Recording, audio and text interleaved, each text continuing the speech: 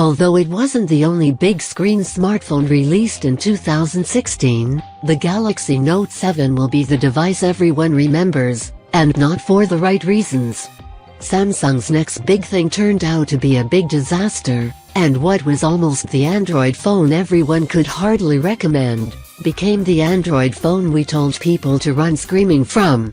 It left the crown for best trouser pocket stretching phone up for grabs, and while we love the LG V20, the company stumbled when it decided to limit its release to a select few markets, especially in light of the Note 7 "S" disappearance.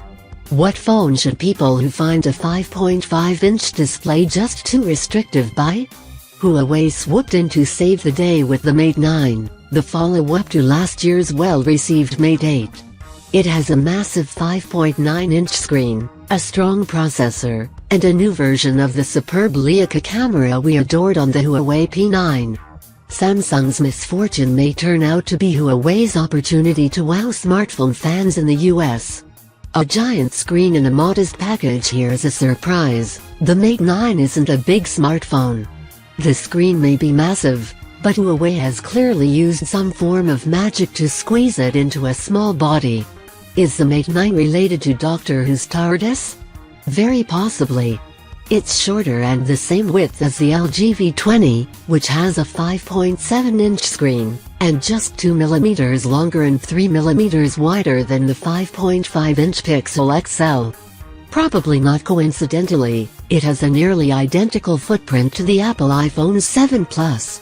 Software tweaks add features. Huawei has always frustrated us with its software. It covers Android and its own emotion user interface, (IMUI), which in the past has been intrusive, sometimes buggy, and often awkwardly frustrating.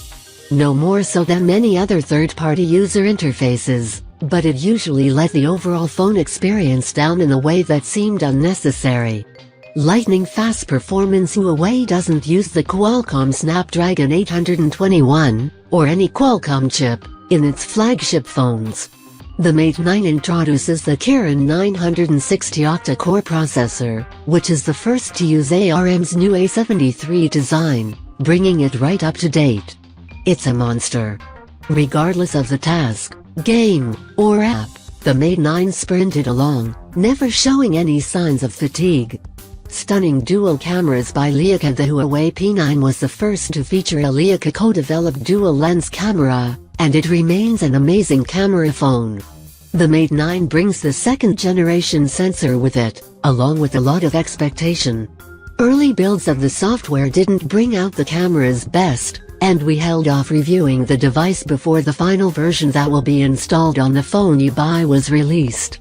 A massive display and humongous battery. Huawei has repeatedly said 1920 x 1080 pixel screens are more than enough for smartphones.